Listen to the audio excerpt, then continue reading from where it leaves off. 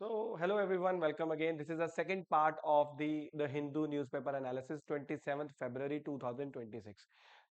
We were doing this news that India criticized Pakistan at the United Nations Human Rights Council session. 61st session of the United Nations Human Rights Council is ongoing and it is being held in Geneva. And उसमें ऐसा क्या हुआ कि हमारे India ने जो है पाकिस्तान को क्रिटिसाइज किया। बेसिकली पाकिस्तान के जो एम्बेसडर थे उन्होंने United nation human rights council के अंदर ये बात कही कि जम्मू कश्मीर के अंदर इंडियन गवर्नमेंट जो है वो बहुत सारी ह्यूमन राइट्स वायलेशन कर रही है और जम्मू कश्मीर के ऊपर इलीगल ऑक्यूपेशन जो है इंडिया ने किया हुआ है। ऐसी कुछ स्टेटमेंट्स जो है पाकिस्तान की तरफ से देखने को मिली, जिसका रिप्लाई हमारे इंडिया के ambassador to the United nation human rights council Anupama Singh ने ये रिप्लाई किया that Pakistan is a lala land. Lala land means basically Pakistan जो कह रहा है वो एक डिस्टॉर्टेड फैक्ट्स रिप्रेजेंट कर रहा है, रियलिटी से कोसों दूर है। रियलिटी ये है कि जम्मू कश्मीर के अंदर पिछले कई सालों से अगर हम कंपेयर करें तो बहुत ही ज्यादा इकोनॉमिक डेवलपमेंट देखने को मिली है। वहां पर वर्ल्ड क्लास इंफ्रास्ट्रक्चर जो है गवर्नमेंट ने डेवलप किया है। वहां पर वोटर टर्न आउट रेशो, लोग वहां पर इलेक्शंस के अंदर वोटर टर्न आउट रेशो जो है हायर प्रोपोर्शंस के अंदर लोग जो है डेमोक्रेसी इलेक्शंस के अंदर पार्टिसिपेट करते हुए दिखे। एंड जबकि अगर इसको पाकिस्तान से कंपेयर किया जाए तो पाकिस्तान की खुद की इकोनॉमी जो है वहां पर it is in troubles. IMF से उसको बेल आउट पैकेज लेना पड़ता है, पैसों के लिए भीख मांगनी पड़ती है आईएमएफ से पाकिस्तान को। पाकिस्तान जो हमें लेक्चर दे रहा है कि जम्मू कश्मीर के अंदर जो है डेमोक्रेसी नहीं है, वहां पर ह्यूमन राइट्स वायलेशन है, वहां पर इंडियन गवर्नमेंट जो है वहां पर अपना डिक्टेटर रूल चला रही है। तो फिर अनुपमा सिंह ने ये रिप्लाई किया दैट कि पाकिस्तान की खुद की गवर्नमेंट जो है आज तक कोई जो सिविलियन गवर्नमेंट है वो पूरी कोई भी टर्म कंप्लीट नहीं कर पाई है और वहां की मिलिट्री जो है वो पाकिस्तान की जो गवर्नमेंट को चलाती है। तो let's have a look at this important news. Pakistan is living in a la-la land means it is living in a false, basically a distorted reality, not the actual reality। ठीक है, तो इसमें जैसे कि मैंने आपको बताया कि इंडिया ने बोला कि पाकिस्तान प्रोपागेंडा चला रहा है। प्रोपागेंडा का मतलब होता है कि कुछ ऐसे झूठे फैक्ट्स बताना, लोगों को बार बार बताना ताकि लोग उस पर विश्वास करना स्टार्ट कर दें। तो वो पाकिस्तान जो है प्रोपागेंडा चला रहा है। जबकि अगर आप जम्मू कश्मीर की रियलिटी देखेंगे तो जम्मू कश्मीर की जो डेवलपमेंट ट्रैजेक्टरी है वो काफी मतलब इंप्रूवमेंट देखने को मिली जम्मू कश्मीर के अंदर। पाकिस्तान और Islamic organisation of Islamic cooperation का जो ये जो ग्रुपिंग है, ऑर्गेनाइजेशन ऑफ इस्लामिक कोऑपरेशन, इसमें जितने भी मुस्लिम मेजोरिटी कंट्रीज हैं जहां पर मुस्लिम लोगों की ज्यादा पॉपुलेशन है, वो कंट्रीज इस ऑर्गेनाइजेशन की मेंबर है, ऑर्गेनाइजेशन ऑफ इस्लामिक कोऑपरेशन। इन्होंने भी ये इस इनके साथ हमारे रिलेशंस बहुत अच्छे नहीं है। ये इंडिया के अगेंस्ट बहुत सारी स्टेटमेंट्स इंटरनेशनल फोरम्स के अंदर पाकिस्तान और OIC, organisation of Islamic cooperation, India के खिलाफ देते ही रहते हैं। एंड आगे अगर हम इसकी बात करें तो उन्होंने ये चीज क्लियर करी कि इंडिया जो है जम्मू कश्मीर जो है वो इंडिया का इनएलिनिएबल पार्ट है। 1947 के अंदर जम्मू कश्मीर ने सीड किया था, इंस्ट्रूमेंट ऑफ असेशन साइन किया था, जिससे वो भारत का एक हिस्सा बन चुका है और it is completely legal and it is in accordance with the Indian independence act 1947। And India's ambassador replied that the only outstanding dispute is the illegal occupation of the Indian territory by the Pakistan. India ने कुछ नहीं किया, rather Pakistan ने हमारी जो जम्मू कश्मीर की PoK, Pakistan occupied Kashmir जो है वो उन्होंने कब्जा कर रखा है। उन्होंने ये भी बताया कि जम्मू कश्मीर के अंदर दुनिया का highest railway bridge, Indian government basically infrastructure development की बात हो रही है, चिनाब रेलवे ब्रिज की बात करी। देन उसके बाद चिनाब रेलवे ब्रिज को हमने देखा भी था। चिनाब रेलवे ब्रिज जो है पूरे दुनिया का हाईएस्ट रेलवे ब्रिज है। अगर आप देखेंगे तो कुछ इस प्रकार का है रेलवे ब्रिज। और अगर आप देखेंगे इसकी हाइट देखेंगे रिवर बेड से 359, ये चिनाब रिवर के ऊपर बनाया गया है। ये 2 से 3 घंटे का ट्रेवल टाइम कम करता है। और ये कनेक्ट किसको करता है, आपको ये कुछ फैक्ट्स नोट डाउन कर लेने चाहिए। चिनाब रेलवे ब्रिज, और ये इसका सबसे इंपॉर्टेंट फैक्ट ये है कि 259 मीटर अबव द रिवर है ये। Basically it is taller than higher than the iconic Eiffel tower in Paris. Paris के आईफिल टावर से भी ऊंचा ब्रिज है ये, दुनिया का सबसे हाईएस्ट रेलवे ब्रिज। ये जोड़ेगा किसको, ये Udhampur Srinagar Baramulla railway link line जो है ये उसको कनेक्ट करता है। देन इसके अलावा वैसे एक अगर आप फैक्ट नोट डाउन करना चाहते हैं तो अंजी खाद ब्रिज है, रिवर अंजी जो है वो चिनाब रिवर की ट्रिब्यूटरी है, चिनाब रिवर की ट्रिब्यूटरी जो है अंजी रिवर, उसके ऊपर एक अंजी खाद ब्रिज भी जम्मू कश्मीर के अंदर देखने को मिलता है। और ये इंडिया का पहला फर्स्ट केबल स्टेड ब्रिज है। फर्स्ट केबल मतलब इसको तारों के साथ, ऐसे केबल के साथ कनेक्ट किया हुआ है। और this is the second highest railway bridge, इसको आप नोट डाउन कर सकते हैं, second highest railway bridge. Anji Bridge is the second highest railway bridge after the iconic Chenab railway bridge. Then apart from that जो हमारे ambassador हैं उन्होंने पाकिस्तान को क्रिटिसाइज किया, और इसके अलावा उन्होंने ये भी बोला कि वोटर टर्नआउट और ये सब इन चीज़ों के बारे में बात करी कि हमारा जम्मू कश्मीर बहुत अच्छे से डेवलप कर रहा है और आपको हमें कोई लेक्चर देने की जरूरत नहीं है। अब यहाँ तक तो होगी ये करंट न्यूज़, बट इसके पीछे जो स्टैटिक पार्ट है उसको भी डील कर लेते हैं। सबसे पहले आप नोट डाउन करिए कि United nation human rights council का सेशन कौन सा चल रहा है, 61st सेशन चल रहा है। प्लीज आप उसको नोट डाउन करिए। और ये सेशन हो कहाँ रहा है, तो आप इसको नोट डाउन करिए कि ये सेशन जिनेवा के अंदर हो रहा है, जिनेवा स्विट्जरलैंड के अंदर हो रहा है। जिनेवा स्विट्जरलैंड के अंदर एक जगह है, ठीक है। और फ्लाइस देश नेशन इसको बोलते हैं। Basically it is the headquarter of the United Nations in the Europe, Europe के अंदर है। एंड यहाँ पर जिनेवा के अंदर बहुत सारे यूएन की बॉडीज का हेडक्वार्टर है, जैसे जिसमें हमें देखने को मिलता है United nation human rights Council, World Health Organisation, और office of the high commissioner of the human Rights, Office of the high commissioner of the human Rights. अब आपके मन में एक क्वेश्चन आ रहा होगा कि UNHCR, United nation human rights Council, and Office of the high commissioner of the human Rights, इन दोनों में क्या डिफरेंस है। तो आप वेट करिए, अभी आगे जो है मैं इसको एक्सप्लेन करने वाला हूँ। अब जो ये 61st सेशन हो रहा है इसके अंदर बहुत सारे जो इंपॉर्टेंट पर्सनैलिटीज हैं उन्होंने पार्टिसिपेट करा, उन्होंने अपने लेक्चर्स दिए, ठीक है, उन्होंने स्पीचेस दी। एंड जिसमें United Nation secretary general, United Nation के सेक्रेटरी जनरल जो है एंटोनियो ग्यूटर्स जो है, उन्होंने स्पीच दी। देन उसके बाद यूनाइटेड नेशन जनरल असेंबली की प्रेसिडेंट जो है Annalena Baerbock, and then Office of the high commissioner of the human Rights Volker Turk ने भी जो है ओपनिंग स्टेटमेंट्स दी। अब आप इन इन जो ये जो पर्सनालिटीज हैं इनके नेम आपको नोट डाउन कर लेने हैं।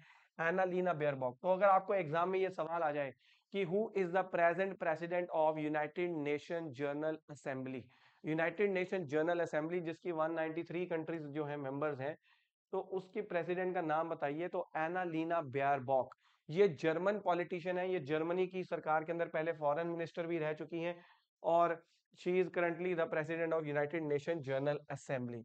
ये यूनाइटेड नेशन सेक्रेटरी जो है, यूनाइटेड नेशन के सेक्रेटरी जनरल एंटोनियो ग्यूटर्स है, एंटोनियो ग्यूटर्स, और ये है Annalena Baerbock, United Nation General Assembly की प्रेसिडेंट। देन इसके अलावा अगर आप आगे देखेंगे तो जैसे कि मैंने आपको बोला था कि office of the high commissioner of the human rights, तो इन और इसमें United nation human rights council में दोनों में क्या डिफरेंस है। तो प्यारे बच्चों, ये जो है United nation human rights council, ये एक पॉलिटिकल इंटरगवर्नमेंटल बॉडी है। पॉलिटिकल इंटरगवर्नमेंटल मतलब बहुत सारे देशों के मेंबर्स, बहुत सारे देश इस ऑर्गेनाइजेशन के मेंबर हैं, उनको इलेक्ट किया जाता है। और कैसे इलेक्ट किया जाता है इसको हम डिस्कस करते हैं। India is presently the member of United nation human rights council. तो ये एक आप पॉलिटिकल बॉडी मान लीजिए, इलेक्शंस के थ्रू इसके अंदर जो है कंट्रीज जो है इसका मेंबर बनती हैं। ये जो office of the high commissioner of the human rights है, ये एक एडमिनिस्ट्रेटिव बॉडी है, एक तरह का आप ये लगा लीजिए एडमिनिस्ट्रेटिव बॉडी। एडमिनिस्ट्रेटिव बॉडी का काम होता है कि जो भी policies United nation human rights council बनाएगी उसको इंप्लीमेंट करने का काम जो है इनका है, हाई कमिश्नर ह्यूमन राइट्स का इनका है, ठीक है।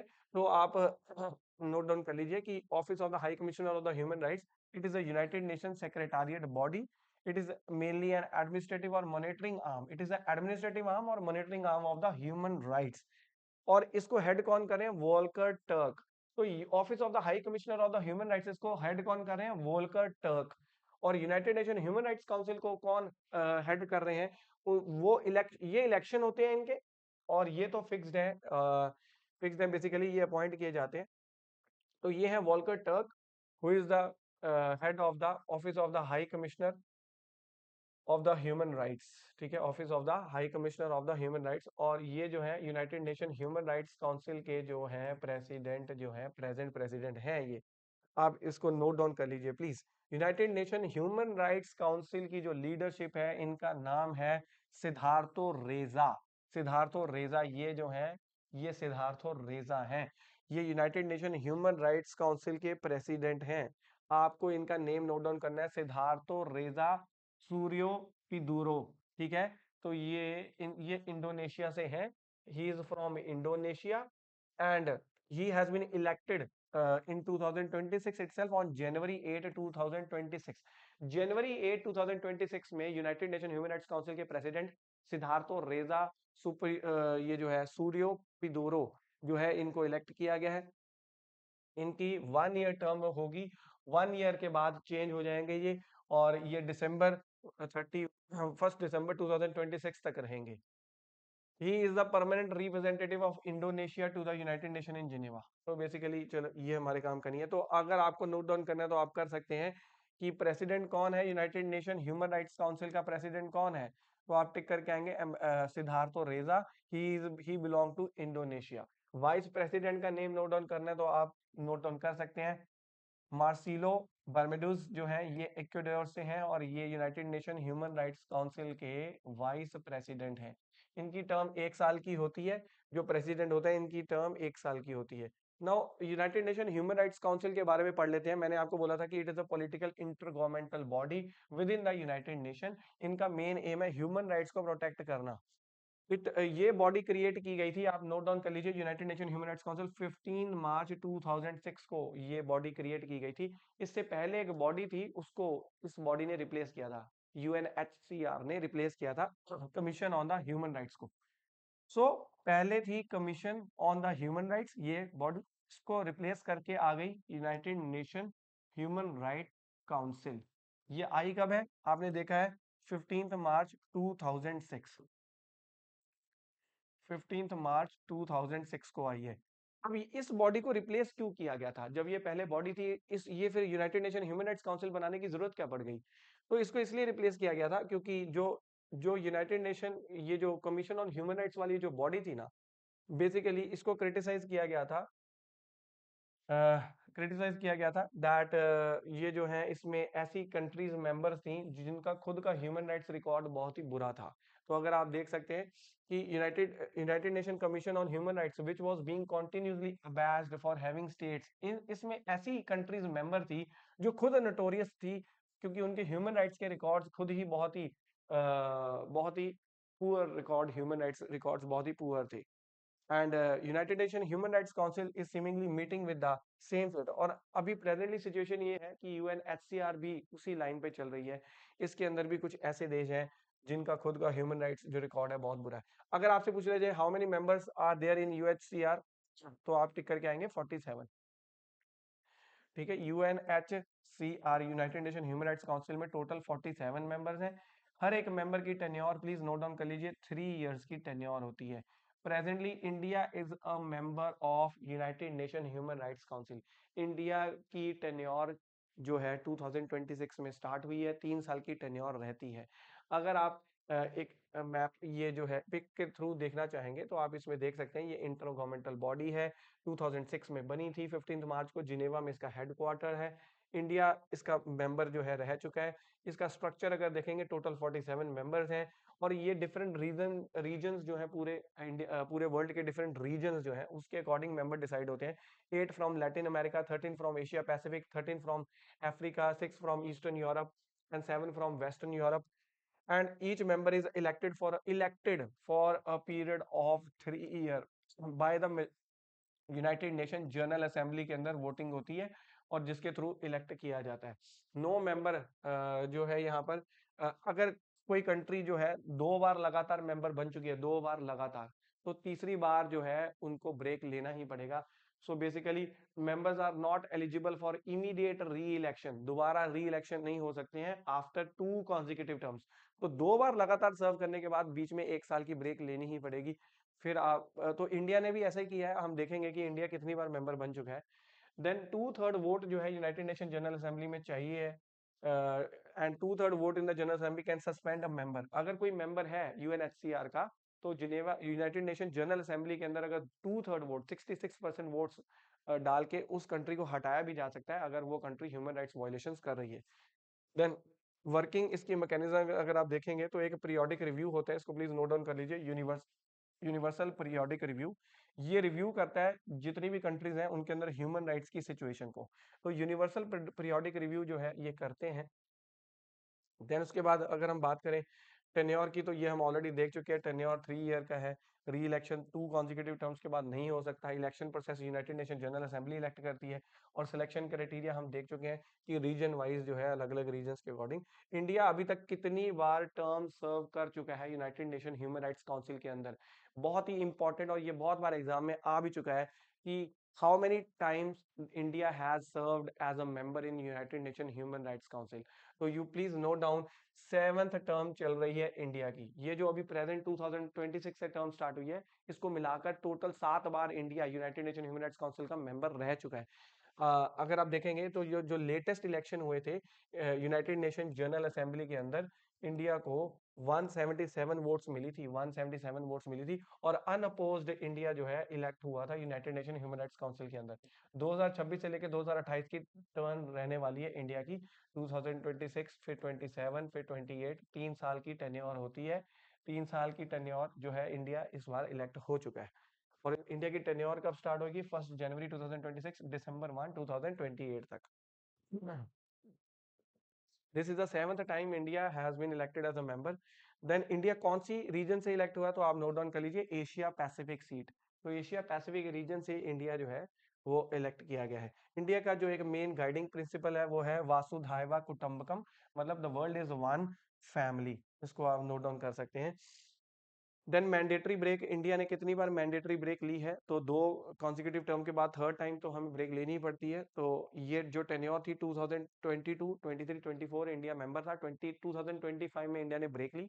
देन 2025 के बाद अब 2026, 27, 28 के लिए 3 साल की टेन्योर स्टार्ट हो गई है। और तो आप इसको याद रखना। देन आगे नेक्स्ट क्वेश्चन ये आता है कि क्या US United nation human rights council का मेंबर है? तो यूनाइटेड स्टेट्स जो है जी वो यूएनएचसीआर का मेंबर नहीं है। ठीक है, 2025 के अंदर United states is not a member of United nation human rights council, क्योंकि 2025 फरवरी को प्रेसिडेंट डोनाल्ड ट्रंप ने यूएस को विड्रू कर लिया था United nation human rights council से, क्योंकि उन्होंने ये बोला कि जो ये United nation human rights council है ये इजराइल के अगेंस्ट, क्योंकि इजराइल आपको पता है ह्यूमन राइट्स वायलेशंस अगर आप देखेंगे पैलेस्टीन के अंदर कितने लोगों को मार दिया, बच्चों को, and lot of children they were killed in this the war which was there between Palestine and Israel. तो फिर United nation human rights council जो है वो क्रिटिसाइज करता है इजराइल को, और यूएस कहता है कि यूएनएचसीआर बायस्ड है, ये इजराइल के अगेंस्ट एक्शन लेता है, बेसलेस एक्शन है, मतलब ये ट्रंप का कहना है। तो जिसकी वजह से उन्होंने यूनाइटेड स्टेट्स को विड्रू कर लिया United nation human rights council से। तो बैकग्राउंड क्या है? बैकग्राउंड आप देख सकते हैं कि क्यों विड्रॉ कर लिया। It was by concerns regarding perceived as anti Israel bias within the council. तो यूएस का मानना है कि ये एंटी इजराइल बायस्ड है United nation human rights council. तो आप करंट स्टेटस ये है, US is not a member and has announced it will not seek election to the body. तो united states is not a member. Now what is the difference between United nation human rights Council and Office of the high commissioner of the human rights? तो मैं आपको already बता चुका हूँ, ये inter governmental body है, ये एक पॉलिटिकल बॉडी एक तरह का लगा लीजिए आप, क्योंकि इसमें कंट्रीज जो हैं यूनाइटेड नेशन जनरल असेंबली में इलेक्ट होकर, और ये बॉडी में 47 मेंबर्स होते हैं। ये जो है एक एडमिनिस्ट्रेटिव बॉडी है, जो पॉलिसीज जो ये इंट्रोड्यूस करते हैं इन पॉलिसीज को ये लागू करता है ह्यूमन राइट्स कमिश्नर जो है ये। तो इसका डिफरेंस आप देख सकते हैं, it is a 47 member body, this we have already seen. तो you can see it by with the help of this table. UNHRC, it is a political body compose of member state. UN office of the high commissioner of the human rights, ये है, it is a professional non political office within the UN secretariat. UN secretariat के अंदर it is administrative office. Then इनका role क्या है UNHRC का? इनका role है to set standards, make recommendations, appoint investigations. तो इनका क्या काम है? Carry out the field mission, field पे जाके काम करना, monitoring the rights and provide technical assistance also. इसमें 47 इलेक्टेड मेंबर्स हैं, इसमें जो है सिविल सर्वेंट्स जो हैं वो होते हैं। देन रिलेशनशिप जो है, office of the high commissioner of the human rights serves as a secretariat to the human rights council. तो ह्यूमन राइट्स काउंसिल की सेक्रेटारिएट है ये। इसमें लोगों को, ये जो सिविल सर्वेंट्स जो भी अपॉइंट होते हैं वो काम करते हैं फील्ड पे जाके। देख तो अगर आप शॉर्ट में देखेंगे तो UNHRC decides what to do, मतलब वो पॉलिसी बनाती है, और office of the high commissioner of the human rights does the work, वो एक्चुअल वर्क करती है, वो इंप्लीमेंटेशन करते हैं on the ground. Then about the organisation of Islamic cooperation, अब इसको भी देख लीजिए ओआईसी को, क्योंकि पाकिस्तान के साथ मिलकर इन्होंने भी इंडिया के खिलाफ स्टेटमेंट दी है, ऑर्गेनाइजेशन ऑफ इस्लामिक कोऑपरेशन। तो इसको आप नोट डाउन कर लीजिए that it is an international organisation that represents Muslim majority countries. और ये भी नोट डाउन कर लीजिए कि ऑर्गेनाइजेशन ऑफ इस्लामिक कोऑपरेशन जो है दुनिया की सेकंड बड़ी, सेकंड लार्जेस्ट बॉडी है after United Nation General assembly. United Nation General assembly में 193 मेंबर कंट्रीज हैं, और ऑर्गेनाइजेशन ऑफ इस्लामिक ये जो है ऑर्गेनाइजेशन ऑफ इस्लामिक कोऑपरेशन, ये इसके अंदर जो है सेकंड लार्जेस्ट बॉडी है, इसके अंदर 57 कंट्रीज मेंबर है, 57। इसके हेडक्वार्टर नोट डाउन कर लीजिए कि वो जद्दा सऊदी अरेबिया के अंदर है, और ये बनी थी 25 सितंबर 1969 को। इसका मेन रीजन यही था बनने का, कि एक इंसिडेंट हुआ था अल अस्क मॉस्क के अंदर, जो कि जेरूसलम इजराइल के अंदर है। ठीक है, third holiest place of Islam, Islam की थर्ड होलीएस्ट प्लेस है अल अस्क मॉस्क, इजराइल के अंदर है, जेरूसलम के अंदर है। पहले फर्स्ट होलीएस्ट प्लेस है मक्का, देन फिर सेकंड है मदीना, देन उसके बाद थर्ड है अल अस्क मॉस्क। तो इसमें एक इंसिडेंट हुआ था, उसी के उसके बाद ये जो ऑर्गेनाइजेशन ऑफ इस्लामिक जो है ऑर्गेनाइजेशन ऑफ इस्लामिक कोऑपरेशन ये बनाई गई थी। 57 कंट्रीज इसकी मेंबर हैं। देन ऑब्जेक्टिव्स इस इनका क्या है, इन इस इंटर गवर्नमेंटल ऑर्गेनाइजेशन ऑब्जेक्टिव है टू प्रमोट मुस्लिम यूनिटी, जितने भी मुस्लिम देश हैं आपस में मुस्लिम यूनिटी को बढ़ाना, इस्लाम को प्रोटेक्ट करना, और आपस में इकोनॉमिक और सोशल डेवलपमेंट जो है, इकोनॉमिक ट्रेड वगैरह और ये सब आपस में इंक्रीज करना, इन देशों का ये ऑब्जेक्टिव है ओआईसी का। देन फाइनली इंडिया के साथ ओआईसी के क्या रिलेशन है, तो अगर आप देखेंगे इंडिया ऑब्वियसली ओआईसी का मेंबर नहीं है, although India has the second largest Muslim population in the world. अगर आप देखेंगे सेकंड लार्जेस्ट मुस्लिम पॉपुलेशन पूरी दुनिया में इंडिया में रहती है, बट फिर भी इंडिया जो है ओआईसी का मेंबर नहीं है।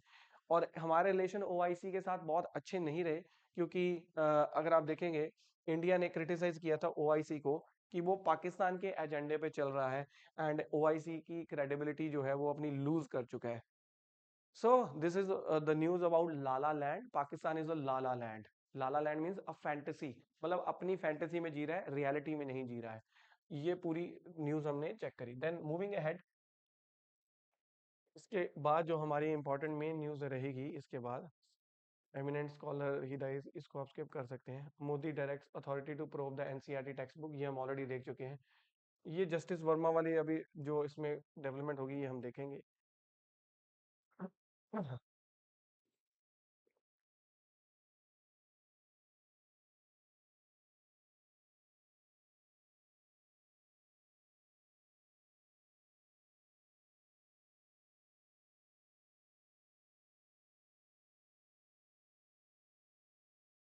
देखिए ये एडिटोरियल सेक्शन है, आपको एडिटोरियल सेक्शन में ना सिलेक्टिव पढ़ना होता है। ऐसा जरूरी नहीं कि आपको हर एक एडिटोरियल पढ़ना है। तो जैसे आप एडिटोरियल पेज देखेंगे तो यहाँ पर 4 एडिटोरियल्स आपको देखने को मिलेंगे। ये फर्स्ट एडिटोरियल है, ये सेकंड एडिटोरियल है, देन इसके बाद अगर आप नीचे देखेंगे तो आपको फिर ये थर्ड एडिटोरियल मिलेगा, और ये फोर्थ एडिटोरियल मिलेगा।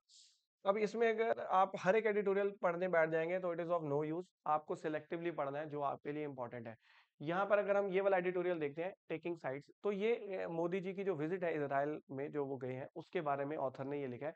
और ऑथर ने ये सिंपल सी बात कही है कि भाई India relation with Israel should not be at the cost of relation with Arab world, क्योंकि इसराइल के साथ अगर हमने देखो इसराइल में मोदी जी गए और इसराइल ने बोला कि India is the very important part, दोनों कंट्रीज के शेयर्ड इंटरेस्ट हैं, एक दूसरे का साथ देते हैं दोनों कंट्रीज। तो फिर अरब वर्ल्ड जो है इसराइल के साथ उनके रिलेशन आपको पता है कॉर्डियल नहीं है, क्योंकि because of the Palestinian issue. तो ये ऑथर यही कह रहा है कि भाई प्राइम मिनिस्टर मोदी जो है 24 आवर विजिट जेरूसलम में, ये एक सिग्निफिकेंट बायलेटरल विजिट थी, बट एक मिस्ड अपॉर्चुनिटी है। पैलेस्टीन के ऊपर मोदी जी ने कोई बात नहीं करी, इंडिया बेसिकली इंडिया का स्टैंड है पैलेस्टीन के ऊपर, उसके बारे में कोई बात नहीं करी इन्होंने। With complex issues for ties with the West Asia, तो वेस्ट एशिया में जो कंट्रीज हैं उसमें मतलब जो अरब कंट्रीज की बात हो रही है, Israeli prime minister Benjamin Netanyahu had announced the visit in December and confirm the dates on Sunday. Modi landing to every engagement. जब से मोदी जी ने लैंड किया और जब तक वो डिपार्ट नहीं कर गए, नेतन्याहू जो थे वो पर्सनली मोदी जी को साथ एस्कॉर्ट करते रहे एवरीवेयर। आफ्टर बायलैटरल टॉक्स, दोनों देशों के जब लीडर्स ने बायलैटरल टॉक्स करी, the two leaders agree to upgrade the relation to the special strategic partnership, जो कि आज हमने न्यूज़पेपर में मैंने आपको ये करवाई। स्ट्रेटेजिक पार्टनरशिप किससे बोलते हैं। एंड एक सिग्निफिकेंट एमओयूज 15 कॉन्ट्रैक्ट साइन किए हैं एआई की फील्ड में, एग्रीकल्चर, कल्चर, एजुकेशन की फील्ड में। एंड एक 50,000 जो है इंडिया वर्कर जो है उनको एम्प्लॉयमेंट जो बेसिकली एक एमओयू साइन किया है कि 50,000 इंडियंस को इसराइल के अंदर काम देने की बात की गई है। Then Indian worker in Israel over the next 5 years। ये एक सिंपल सा एडिटोरियल है, ये आप पढ़ सकते हैं क्योंकि ये न्यूज़ अब आपने पढ़ ली है तो इट इज नॉट डिफिकल्ट कि आप इसको नहीं पढ़ पाएंगे। Then next if you see the brittle shell, ये इसरो के बारे में है। इसरो के कुछ मिशंस के अंदर फेलियर देखने को मिला, जैसे PSLV C61, PSLV C62, और ये भी एक ये था NVS-02 सैटेलाइट जो है, ये रॉकेट जो है, ये मिशन जो है ये फेल हो गया था। तो जब भी कोई मिशन फेल हो जाता है इसरो का, तो इसरो जो है अपनी टेक्निकल कमेटी की कॉन्स्टिट्यूशन करके टेक्निकल कमेटी जो है अपनी रिपोर्ट सबमिट करती है कि what was the reason of the failure, what was the reason of the failure. तो उसी के बारे में ये एडिटोरियल है कि इसरो पिछले कई जो फेल्ड मिशन थे उसकी टेक्निकल कमेटी तो बैठती थी, बट उनकी जो रिपोर्ट है वो पब्लिश नहीं की जाती थी। अब इसरो ने अपना जो ये मिशन जो उनका फेल हुआ था उसके बारे में टेक्निकल कमेटी की रिपोर्ट को पब्लिक कर दिया है कि व्हाट वर द रीजंस कि क्यों ये मिशन फेल हुआ था। It is a simple editorial, ये एग्जाम पर्सपेक्टिव से बहुत ज्यादा इंपॉर्टेंट नहीं है कि इसको आप इतनी वेटेज दें, बट हाँ नेक्स्ट जो है हमारे लिए वो बहुत इंपॉर्टेंट रहने वाला है। नेक्स्ट दो एडिटोरियल जो हैं आपके लिए सबसे इंपॉर्टेंट रहने वाले हैं, वो ये है why bulldozer threaten due process. Bulldozer rule या बुलडोजर जस्टिस किसको बोलते हैं, इसके बारे में डिस्कशन करनी बहुत इंपॉर्टेंट है। और इसके बाद आपके लिए जो इससे भी इंपॉर्टेंट एक एडिटोरियल है वो है what changed in the Hong Kong after the national security law. तो नेशनल सिक्योरिटी लॉ हांगकांग का पूरा इशू आज हम डील करने वाले हैं, बट पहले बुलडोजर जस्टिस को 5 मिनट्स के अंदर कंप्लीट करेंगे, देन हांगकांग का पूरा टॉपिक मैं आज आपको करवाऊंगा। ये आपके एग्जाम पर्सपेक्टिव से सबसे इंपॉर्टेंट है। बुलडोजर जस्टिस इसलिए इंपॉर्टेंट है क्योंकि वो ड्यू प्रोसेस के ऊपर बात कर रहा है। तो let's first start with the bulldozer justice कि ये ऑथर क्या रहा है बुलडोजर जस्टिस के बारे में। Now let's see what is the bulldozer justice. आप इसको सिंपल इस तरीके से समझिए कि यूपी के अंदर ये चीज देखने को मिल रही है कि जब भी किसी व्यक्ति के ऊपर कोई एफआईआर फाइल होती है, जैसे सपोज करिए कि एक व्यक्ति के ऊपर एलिगेशन लगा कि इस व्यक्ति ने कोई भी क्राइम किया है और उसके ऊपर एफआईआर फाइल हो गई। अब जब एफआईआर फाइल होती है तो ये साबित थोड़ी हो गया कि वो बंदा दोषी है, उसके ऊपर तो एक्यूजेशन आरोप लगे हैं कि भाई वो उस बंदे ने ऐसा किया है। अभी एफआईआर हुई है, उसके बाद ड्यू प्रोसेस क्या फॉलो होना चाहिए, एफआईआर के बाद इन्वेस्टिगेशन होनी चाहिए, सबूत इकट्ठे करे पुलिस, इन्वेस्टिगेशन होने के बाद कोर्ट में जाके चालान पेश किया जाए, कोर्ट में जज साहब देखेंगे, जज साहब उसके बाद ट्रायल चलाएंगे, ट्रायल के अंदर जितने भी सबूत उस पर्सन के अगेंस्ट है एक्यूज के, वो जो है एविडेंसेस लिए जाएंगे, एग्जामिनेशन करी जाएगी विटनेसेस की, क्रॉस एग्जामिनेशन का मौका दिया जाएगा एक्यूज्ड को, और एक्यूज्ड भी अपने फेवर में जो एविडेंस है वो लेके आएगा, और फाइनली ट्रायल के बाद जब जजमेंट आएगी वहां पर जज साहब ये डिसाइड करेंगे, जुडिशरी डिसाइड करेगी कि क्या ये पर्सन गिल्टी है या नहीं। बट यूपी में क्या हो रहा है, यूपी में योगी जी का जो रूल है उसमें अगर किसी व्यक्ति के ऊपर एफआईआर फाइल हो गई, उसके अगले ही दिन यूपी की जो एडमिनिस्ट्रेशन, जो भी एडमिनिस्ट्रेशन है वहां का प्रशासन जो है, उस पर्सन के घर को डिमोलिश करने आते हैं, बुलडोजर चला देते हैं। अब वो बुलडोजर क्यों चलाते हैं, भी उसको सजा देने के लिए, बट सजा देना सरकार का काम नहीं है, सजा देना जुडिशरी का काम है। उस सॉरी, उस पर्सन के ऊपर तो अभी सिर्फ एफआईआर फाइल हुई थी, उसका घर ही गिरा देते हैं। अब आप बोलोगे घर कैसे गिरा देते हैं, तो वो कहते हैं कि जो लोकल म्युनिसिपल लॉज के अकॉर्डिंग वो जो घर बनाया था वो म्युनिसिपल लॉज की वायलेशन की थी, उन्होंने जो है मास्टर प्लान के अकॉर्डिंग वो घर नहीं बना हुआ, या कुछ इलीगैलिटीज है उस घर के अंदर जिसकी वजह से उस घर को डिमोलिश कर दिया जाता है। इलाहाबाद हाई कोर्ट ने और इवन सुप्रीम कोर्ट ने इस प्रैक्टिस को क्रिटिसाइज किया है। उन्होंने बोला है कि भाई आप जो ये बुलडोजर जस्टिस कर रहे हैं, अगले ही दिन उस पर्सन का घर जाके आप नीचे गिरा देते हैं, वहां पर भी ड्यू प्रोसेस फॉलो होना चाहिए। जब भी गवर्नमेंट कोई डिमोलिशन ड्राइव करती है, अगर गवर्नमेंट को लगता है कि कोई इंफ्रास्ट्रक्चर इलीगल है, कोई एनक्रोचमेंट हो रखी है पब्लिक लैंड के ऊपर, या वो इंफ्रास्ट्रक्चर जो घर बना हुआ है वो इलीगल है, वो लॉ की वायलेशन करके बनाया गया है किसी प्रकार से भी, क्योंकि वो मास्टर प्लान अप्रूव नहीं करवाया गया था या कोई भी रीजन हो सकता है, तो वहां पर भी ड्यू प्रोसेस फॉलो होना चाहिए। ड्यू प्रोसेस क्या? जिस पर्सन की वो बिल्डिंग है, पहले आप उसको नोटिस दीजिए, नोटिस 15 दिन का नोटिस दीजिए, देन उसको आप रिप्लाई करने का मौका दीजिए, क्योंकि ऑडी अल्टरम पार्टम क्या कहता है? No one should be condemned unheard. Audi alteram partem जो है हमारा एक रूल है, audi alteram, AUDI, audi alteram, PARTM। ये ऑडी जो है, ये आपकी ऑडी गाड़ी नहीं है, ये हमारे लीगल मैगजीन्स हैं। ये कहते हैं कि बिना किसी को सुने आप उसको सजा नहीं दे सकते हैं। तो जैसे आप एक सिंपल सी एग्जांपल ले लीजिए, घर में दो भाई हैं या दो, एक भाई एक बहन है, वो आपस में लड़ पड़े। तो लड़ने के बाद जब वो अपनी मम्मा को या अपने फादर को जब कंप्लेन करने जाते हैं, एक एक भाई जाता है और जाके कंप्लेन करता है, तो फिर अगर मम्मा ये बोले कि एक पर्सन की बात सुन के उसको दूसरे को पनिश कर दें, तो ये तो गलत बात है ना। दूसरे की भी बात सुननी चाहिए, वो भी बताएगा कि क्या हुआ था, ये भी बताएगा क्या हुआ था, उसके बाद फैसला आना चाहिए। तो यहाँ पर आप जब किसी का घर डिमोलिश कर रहे हैं, पहले आपको 15 दिन का नोटिस देना है, फिर आपको उसको रिप्लाई करने का मौका मिलेगा, देन उसके बाद वो उस रिप्लाई करने के बाद कोर्ट में जाके स्टे ले सकता है। देन कोर्ट में जाके, मतलब ये एक ड्यू प्रोसेस फॉलो होना चाहिए। जबकि यूपी सरकार क्या कर रही है, एक ही दिन के अंदर घर डिमोलिश कर रही है, और वो बुलडोजर जस्टिस इसको बोला जाता है कि भाई सरकार क्या करती है, अगर किसी के ऊपर एलिगेशन आया, कोई हीनियस क्राइम का एलिगेशन आया, उसका घर ही डिमोलिश कर दिया। इसको हम पॉइंट वाइज पॉइंट समझते हैं, ये हमारे लॉ के पर्सपेक्टिव से बहुत इंपॉर्टेंट है। आइए देखते हैं what is bulldozer justice. Bulldozer justice in a constitutional democracy, जहां पर कॉन्स्टिट्यूशन होता है जैसे India, punishment must follow a fixed process. अगर पनिशमेंट देनी ही है किसी को, तो डेमोक्रेसी है भाई, कॉन्स्टिट्यूशन यहाँ पर रूल ऑफ लॉ है। तो कैसे दोगे? पहले किसी के ऊपर एक्यूजेशन लगती है, FIR होती है, फिर पुलिस इन्वेस्टिगेट करती है, फिर कोर्ट के अंदर हियरिंग चलती है, फिर कोर्ट डिसाइड करता है कि वो बंदा गिल्टी है या इनोसेंट है, और उसके बाद कोर्ट पनिशमेंट देती है। ये जो है रूल ऑफ प्रोसेस होना चाहिए। बट रिसेंट ईयर्स में उत्तर प्रदेश में कुछ अलग ही हो रहा है। आफ्टर जब भी एक क्राइम किसी के ऊपर एलिगेशन लगता है, FIR फाइल होती है, अथॉरिटीज क्या करती हैं, उसका घर गिरा देती हैं, या उसकी शॉप, जो एक्यूज पर्सन होता है उसका घर गिरा देती है, उसकी शॉप गिरा देती है। समटाइम्स विद इन डेज, सिर्फ 2-4 दिनों के अंदर ही ये काम हो जाता है। इसको बुलडोजर जस्टिस का नाम दिया गया है।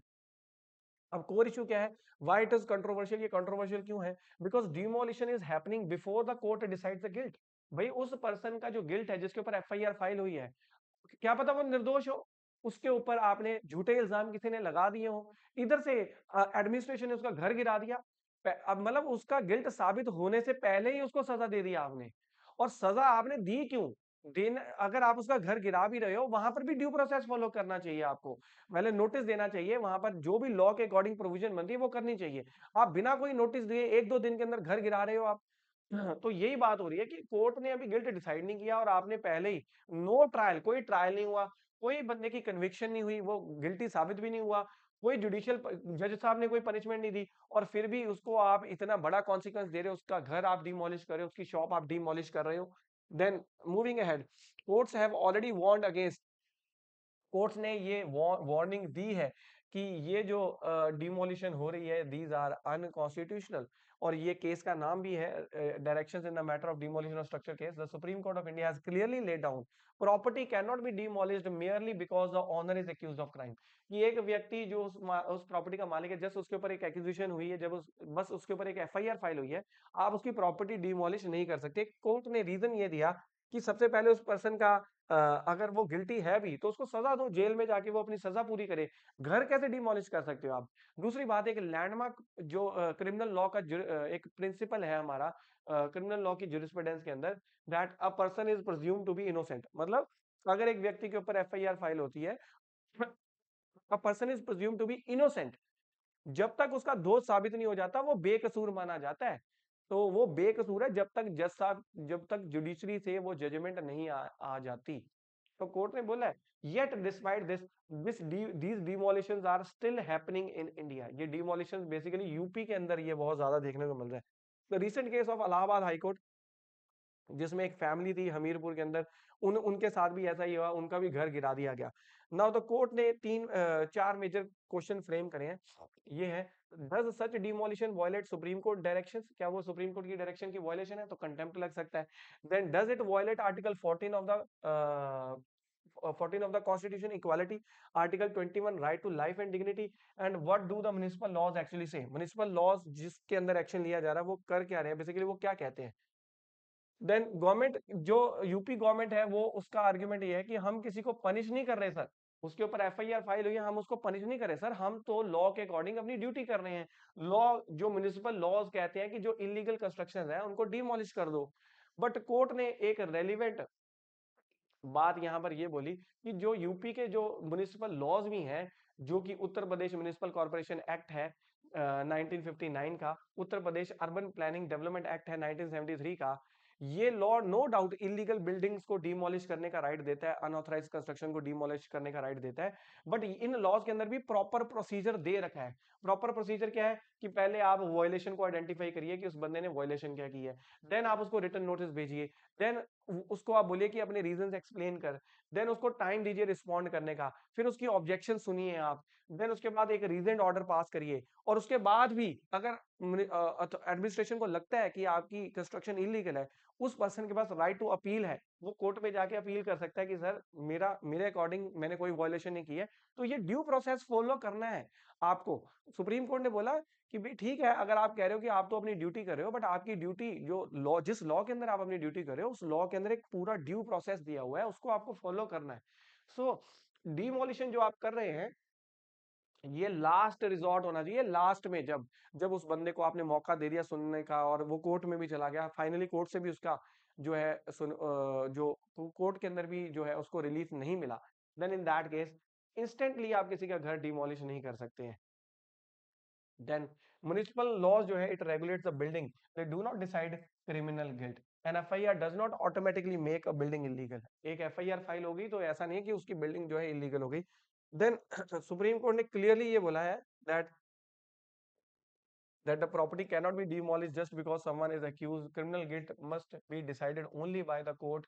सिर्फ ये कोर्ट ही डिसाइड कर सकता है। और सबसे इंपॉर्टेंट बात इसमें आप नोट डाउन करिए, कोर्ट ने बात करी है colourable exercise of power. Colourable exercise of power का मतलब ये है कि जो चीज डायरेक्टली नहीं कर सकते आप इनडायरेक्टली कर रहे हो। अब मुझे बताओ, जो एग्जीक्यूटिव है, जो पुलिस है, या जो प्रशासन है, वो किसी को सजा तो नहीं दे सकता, वो इन्वेस्टिगेशन कर सकते हैं उसके खिलाफ। पुलिस क्या करती है? इन्वेस्टिगेट करती है। वो इन्वेस्टिगेशन करके सबूत जो है वो जज साहब के सामने पेश किए जाते हैं, जुडिशरी के सामने। तो पनिशमेंट किसी को देना जुडिशरी का काम है। बट कोर्ट ने बोला कि यहाँ पर जो यूपी गवर्नमेंट कर रही है वो कलरेबल एक्सरसाइज कर रही है, कलरेबल एक्सरसाइज ऑफ पावर है, basically something which they cannot do directly, they are doing indirectly. कैसे? कि भाई आप सजा कैसे दे रहे हो उस बंदे को? आप दे तो सकते नहीं सजा, बट आप इनडायरेक्टली सजा उसको कैसे दे रहे हो? उसका घर डिमोलिश कर रहे हो आप म्युनिसिपल लॉज के अंदर उसका घर डिमोलिश कर रहे हो, और उसको बिना कोई नोटिस दिए डिमोलिश कर रहे हो। कोर्ट ने इसके बारे में बात करी है। Authorities claim demolition are, authorities ये कहती है कि डिमोलिशन लीगल है म्युनिसिपल लॉज के अंदर, बट कोर्ट ने बोला कि भाई आपने ये सारे प्रोसीजर को फॉलो नहीं किया है, ठीक है, और आपका एक्शन इतना क्विक है कि आप उसको ऑब्जेक्शंस का भी मौका नहीं देते। This is colourable exercise of power, meaning you are using a legal power for an illegal purpose. आप इलीगल पर्पस के लिए यूज करें। And why this violates constitutional principles. तो भाई कॉन्स्टिट्यूशनल प्रिंसिपल्स का वायलेशन है ही है। आप कैसे? आर्टिकल 21 का वायलेशन है, right to life and personal liberty. आपने उसका घर डिमोलिश कर दिया, बाद में उस बंदे के खिलाफ जो कोर्ट के अंदर ट्रायल चला, बाद में मान लो कि वो बेकसूर साबित हो गया, वहां से कोर्ट से वो बेकसूर साबित हुआ कि ये बंदा बेचारा बेकसूर था, और यहाँ पर आपने उसका घर डिमोलिश कर दिया। दूसरी बात, innocence of presumption of innocence की बात, उसको भी ये उस बेसिक प्रिंसिपल को भी वॉयलेट करता है कि एक पर्सन इनोसेंट है जब तक उसका गिल्ट साबित नहीं हो जाता। आपने पहले उसका घर डिमोलिश कर दिया। देन सेपरेशन ऑफ पावर, भाई पनिशमेंट देने की पावर जुडिशरी की है, एग्जीक्यूटिव की नहीं है। देन आर्टिकल 14 इक्वालिटी की भी वायलेशन है। So this is about bulldozer justice, जो मैंने आपके साथ डिस्कस करना था। Now moving to the next important जो पार्ट हमने डिस्कस करना है, वो नेक्स्ट इंपॉर्टेंट जो है हमारे लिए, वो है जी what changes changed in Hong Kong after national security law. अब हांगकांग के अंदर क्या चल रहा है, क्या सिचुएशन चल रही है, ये एडिटोरियल हम पढ़ेंगे। बट उससे पहले आपको हांगकांग की हिस्ट्री देखनी पड़ेगी कि हांगकांग की हिस्टोरिकल जो ट्रेजेक्ट्री है उसको आपको ट्रैक करना पड़ेगा। तो हम हांगकांग की हिस्टोरिकल ट्रेजेक्ट्री ट्रैक करते हैं। देखो, हांगकांग हमेशा चाइना का पार्ट रहा है। चाइना की जो किंग डायनेस्टी थी, मतलब जितनी भी डायनेस्टीज आई, हांगकांग जो है वो चाइना का पार्ट रहा। अब हुआ क्या कि ब्रिटिशर्स जो है ना, चाइना से टी इंपोर्ट करते थे, चाय। अब वो टी इतनी अच्छी लगती थी ब्रिटिशर्स को कि भाई वो टी इंपोर्ट करते हैं। अब वो ब्रिटिशर्स कह रहे हैं कि यार हम इनको कुछ एक्सपोर्ट तो कर नहीं रहे, चाइनीज को कुछ एक्सपोर्ट तो हम कर नहीं रहे। तो जिसकी वजह से हम अगर कुछ एक्सपोर्ट नहीं कर रहे तो हमको इनको फॉरेन रिजर्व, क्योंकि खरीद रहे हैं तो डॉलर्स में पे करना पड़ेगा। या तो कुछ एक्सपोर्ट भी करें तो हमारा ट्रेड बैलेंस बना रहेगा, हमने जितना खरीदा उतना आपको कुछ और बेच दिया। अब ब्रिटिशर्स ने देखा कि हमारे पास बेचने तो कुछ है नहीं, तो उन्हें बोला ओपीएम है, अफीम। अफीम उन्होंने क्या करा, चाइना के अंदर अफीम उनको बेचनी शुरू कर दी। और जिसकी वजह से ड्रग एडिक्शन इतनी ज्यादा हो गई वहां पर, चाइनीज टेरिटरी के अंदर। तो उसके बाद ओपीएम वॉर स्टार्ट हो गई, क्योंकि वहां पर जो डायनेस्टी थी चाइना के अंदर, उसका जो किंग डायनेस्टी का जो लीडर था उसके बेटे की भी डेथ इसी वजह से हुई थी। जिसकी वजह से ओपीएम वॉर वहां पर स्टार्ट हुई। जो वॉर स्टार्ट हुई ये ब्रिटिशर्स और इनके बीच में, चाइनीज बेसिकली जो उस टाइम पे डायनेस्टी जो उस टाइम पे रूल कर रही थी, तो ब्रिटिशर्स ने हांगकांग और बाकी एरियाज के ऊपर कब्जा कर लिया। उसके बाद ब्रिटिशर्स के रूल कंट्रोल के अंदर था हांगकांग। प्रेजेंटली वो चाइना के कंट्रोल में है हांगकांग, क्योंकि शुरू से वो चाइना का ही पार्ट था। अब इसकी हिस्ट्री ट्रैक करते हैं कि क्या हो रहा है वहां पर और ये एडिटोरियल क्या कह रहा है। आइए देखते हैं। Britishers acquisition of the Hong Kong 1842 से लेके 19, ये एक बार में कैप्चर नहीं किया हांगकांग को, ये एक लंबी कहानी है। 1842 से लेके 1898 तक Britain acquired Hong Kong in three distinct stages के अंदर, and following the military victories in the opium war to secure a strategic trading base in the east Asia. तो ओपियम वॉर्स जब हुई उसके बाद ब्रिटिशर्स ने 3 स्टेजेस के अंदर हांगकांग की जो जितनी टेरिटरी है उसको एक्वायर कर लिया। ईस्ट एशिया के अंदर उनको एक ट्रेडिंग बेस भी चाहिए था, तो ब्रिटिशर्स ने इसको कैसे एक्वायर करा इसको देखते हैं। सबसे पहले अगर आप देखेंगे हांगकांग, आप देखिए है कहाँ। ये इंडिया है। अगर आप देखेंगे ये साउथ ईस्ट एशिया है, जहाँ पर लाओस, यहाँ पर म्यांमार, ये आपको मलेशिया, ये सारे इंडोनेशिया मिलेंगे। और ये है हांगकांग, अगर आप देखेंगे दिस इज द हांगकांग। ये चाइना ही है, जो ये बड़ा सा आपको दिख रहा है ये चाइना है। और ये हांगकांग आपको यहाँ दिखेगा। अब देखते हैं कि हांगकांग जो है, सबसे पहले हांगकांग आइलैंड ब्रिटिशर्स ने कब्जा करा 1842 में। ये फर्स्ट ओपियम वॉर जब ब्रिटिशर्स ने जीत ली, ट्रीटी ऑफ नैनकिंग के अंदर हांगकांग आइलैंड के ऊपर कब्जा ब्रिटिशर्स ने जमा लिया। ठीक है, ब्रिटिशर्स को एक डीप वाटर पोर्ट चाहिए था, क्योंकि ट्रेड करना था ओपियम एंड टी। मैंने आपको बोला था ओपियम एंड टी, क्योंकि ब्रिटिशर्स ने बोला कि हम तो टी खरीदी जा रहे हैं, बदले में उनको कुछ बेचने के लिए हमारे पास नहीं है, तो उन्होंने ओपीएम बेचनी शुरू करी, जिसकी वजह से ओपीएम वॉर स्टार्ट हुई। तो हांगकांग आइलैंड जो है 1842 में कैप्चर कर लिया फर्स्ट वॉर के बाद। देन उसके बाद कोलून पेनिसुला 1860 में कैप्चर कर लिया, ये सेकंड ओपीएम वॉर के बाद कैप्चर कर लिया, जिसकी वजह से ब्रिटिशर्स की टेरिटोरियल कंट्रोल और बढ़ गया। देन उसके बाद ब्रिटिशर्स ने क्या किया, न्यू टेरिटरीज, ये है फाइनली न्यू टेरिटरीज 1980 1898 में और कैप्चर कर ली। और इसमें क्या किया था, जो उस टाइम पे चाइना के अंदर किंग डायनेस्टी थी, KQING, किंग डायनेस्टी, उन्होंने क्या किया कि और भी जो बाकी टेरिटरीज थी हांगकांग के, टोटल जितनी भी टेरिटरीज है, 99 ईयर की लीज के लिए ब्रिटिशर्स को दे दिया। 99 ईयर्स की लीज के लिए ब्रिटिशर्स को दे दिया। अब ये जो लीज थी, आप देखिए 1989 सॉरी 1898 में हुई है, 1898। तो अगर इसके अंदर हम 100 साल ऐड कर दें तो फिर 1998 होना चाहिए, बट 99 ईयर की लीज है, तो ऑब्वियसली ये 1997 को एक्सपायर होएगी ये लीज। 1997 को ब्रिटेन को दिए थे ना किंग डायनेस्टी ने, लीज पे दे दिया कि ये सारा एरिया आप ले लीजिए। तो फिर 1997 में ये लीज एक्सपायर होनी थी। उसके बाद ब्रिटेन का इसके ऊपर कोई भी लॉफुल राइट नहीं था, हांगकांग वापस चाइना को वापस देना पड़ना था।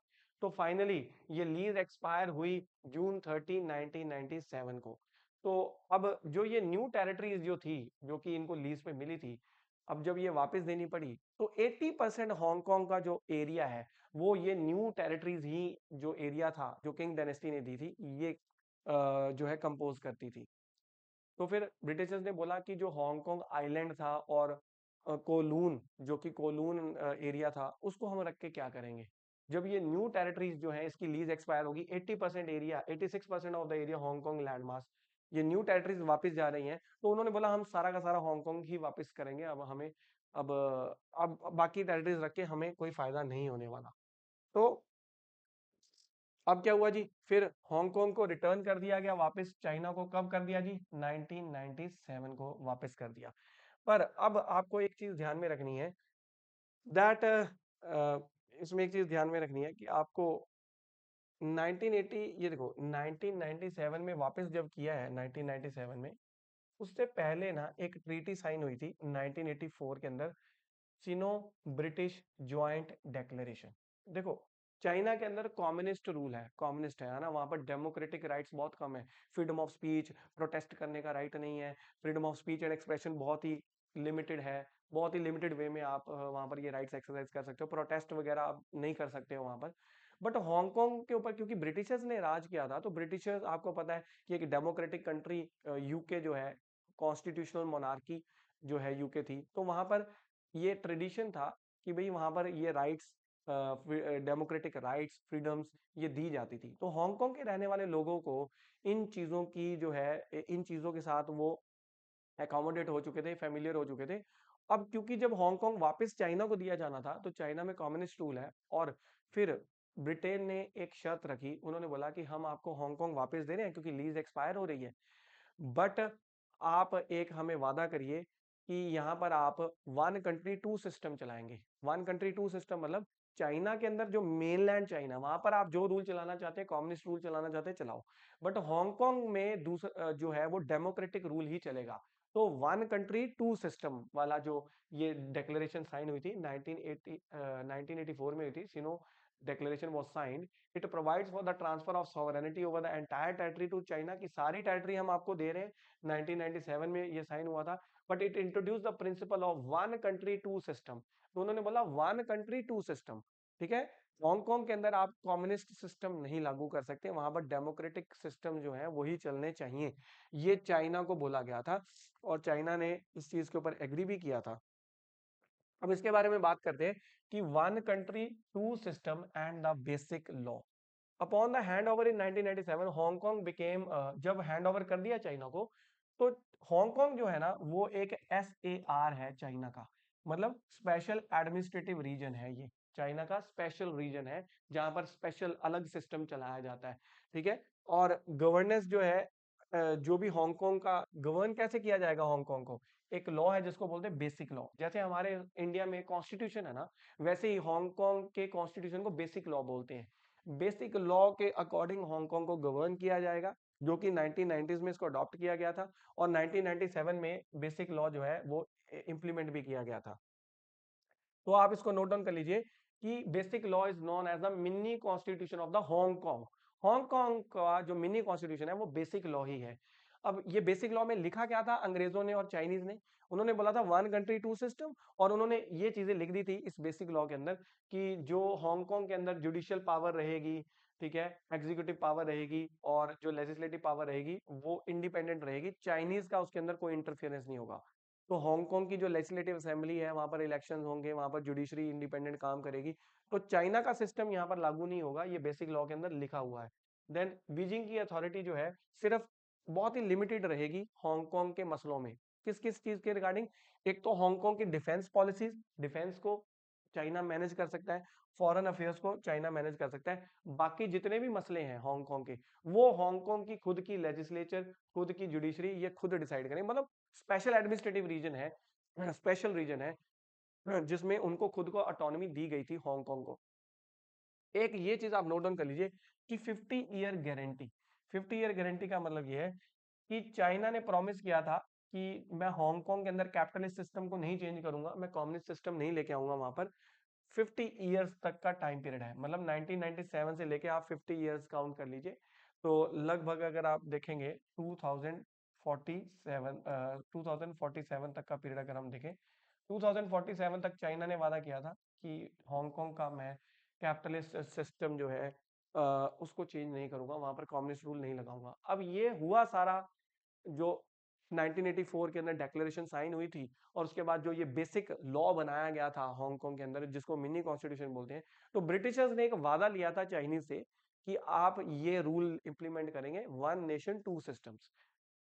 तो अब बेसिक लॉ बेसिकली क्या करता है, जो मिनी कॉन्स्टिट्यूशन हांगकांग का, वो कहता है कि हांगकांग के लोगों को फ्रीडम्स मिलेंगी, फ्रीडम ऑफ स्पीच मिलेगी, फ्रीडम ऑफ प्रेस होगी, वहां पर फ्रीडम टू प्रोटेस्ट भी होगा। ये राइट्स जो है चाइना के अंदर, मेनलैंड चाइना के अंदर अवेलेबल नहीं है। तो इसलिए फिर ये बोला गया था कि one country two systems, basic law जो है ये बनाया गया था 1997 के अंदर, इंप्लीमेंट किया गया था। अब चाइना 50 साल तक तो इसमें कुछ चेंज नहीं कर सकता, बट चाइना के बाद कुछ लिमिटेड पावर थी कि डिफेंस और फॉरेन अफेयर्स को जो है वो डील कर सकता है। अब यहाँ तक तो हमें समझ में आ गया कि बेसिक लॉ क्या है, हांगकांग कैसे पहले ब्रिटिशर्स के कब्जे में आया, ओपियम वॉर हुई, ओपियम सेकंड ओपियम वॉर हुई, नैनकिंग ट्रीटी ऑफ नैनकिंग हुई, फिर न्यू लीज पे किंग डायनेस्टी जो थी उन्होंने 99 की लीज पे दे दिया था, देन लीज एक्सपायर हुई 1997 में, ब्रिटिशर्स ने वापस दिया, और वहां पर उन्होंने एक डेक्लेरेशन साइन करी और एक बेसिक लॉ बनाया जिसमें ये बोला गया कि भाई हांगकांग को अपनी चीजें मैनेज करने की आजादी दी जाएगी, यहाँ पर लोगों को फ्रीडम्स दी जाएंगी, यहाँ पर कम्युनिस्ट सिस्टम नहीं लागू किया जाएगा। यहाँ तक तो समझ में आता है। अब आगे देखते हैं फिर आगे फिर क्या होता है। अब जब हम बात करते हैं बेसिक लॉ की, जो मिनी कॉन्स्टिट्यूशन है हांगकांग का, उसके अंदर एक आर्टिकल ऐड किया था ब्रिटिशर्स ने, आर्टिकल 23। बेसिक लॉ जो है हांगकांग का, जो मिनी कॉन्स्टिट्यूशन है, मिनी कॉन्स्टिट्यूशन, वहां पर एक आर्टिकल, बेसिक लॉ के अंदर एक आर्टिकल 23 ऐड किया गया था, जिसमें एक ड्यूटी लगाई गई थी। किसकी ड्यूटी लगाई थी? हांगकांग की लेजिस्लेटिव काउंसिल की। तो बेसिकली जैसे इंडिया की पार्लियामेंट है, वैसे ही हांगकांग के अंदर लेजिस्लेटिव काउंसिल है। लेजिस्लेटिव काउंसिल, हांगकांग की जो लेजिस्लेटिव काउंसिल है, उनके ऊपर एक ड्यूटी लगाई गई थी। उनके मिनी कॉन्स्टिट्यूशन में आर्टिकल 23 की ये ड्यूटी ये लगाई गई थी कि हांगकांग की लेजिस्लेटिव असेंबली जो है नेशनल सिक्योरिटी लॉ को पास करेंगे। मतलब हांगकांग की जो लेजिस्लेटिव काउंसिल है, हांगकांग की लेजिस्लेटिव काउंसिल, मतलब वहां की पार्लियामेंट के ऊपर ड्यूटी लगी हुई है। उनके मिनी कॉन्स्टिट्यूशन में लिखा है आर्टिकल 23 के अंदर कि हांगकांग की लेजिस्लेटिव काउंसिल जो है हांगकांग के अंदर एक लॉ पास करेगी, जिस लॉ का नाम होगा national security law. National security law का मतलब ये है कि हांगकांग के लोग कल को आजादी नहीं डिमांड कर सकते कि हमको चाइना का पार्ट रहना ही नहीं है, हमें इंडिपेंडेंट कंट्री बनना है। तो वो सेसेशन डिमांड नहीं कर सकते, वो दूसरे देशों के साथ इंडिपेंडेंटली कोई कोलैबोरेशन नहीं कर सकते। तो कुछ जो कुछ चीजों के ऊपर रोक लगाई गई थी, और उसके रिगार्डिंग उन्होंने बोला था कि हांगकांग की जो लेजिस्लेटिव काउंसिल है वो नेशनल सिक्योरिटी लॉ पास करेगी। ये मिनी कॉन्स्टिट्यूशन में लिखा हुआ था कि ये उनकी ड्यूटी है, पास करना है ये लॉ। अब इस लॉ के अंदर लिखा हुआ है कि भाई ट्रीजन जैसे चीजों को रोक लगानी है। ट्रीजन क्या है? देशद्रोह, देश के साथ गद्दारी करना। तो अगर हांगकांग के लोग ये बोले कि हमें चाइना का पार्ट नहीं, वैसे है तो चाइना का पार्ट, तो अगर कोई ये बोल, मतलब कोई देशद्रोह करे, चाइना के खिलाफ ही कोई कॉन्स्पिरेसी करे, देन उसके बाद ससेशन, कोई हांगकांग के लोग ये नहीं कह सकते कि हमें ससेशन, हमें अलग होना है, अलग कंट्री बनानी है, ये नहीं कर सकते। और सिडिशन, सरकार के खिलाफ लोगों को भड़काना, गवर्नमेंट के खिलाफ भड़काना, इसको राजद्रोह बोलते हैं। राजद्रोह मतलब गवर्नमेंट के अगेंस्ट भड़का रहे हो, रीजन है देश के खिलाफ आपने कुछ काम किया है। देन सबवर्जन जैसी एक्टिविटीज हो गई, then theft of the secrets of the states, ऐसी कुछ एक्टिविटीज होगी। इन एक्टिविटीज को रोकने के लिए नेशनल सिक्योरिटी लॉ पास करना था। और वो लॉ किसने पास करना था? वो लॉ किसने पास करना था? वो लॉ पास करना था हांगकांग की लेजिस्लेटिव काउंसिल ने।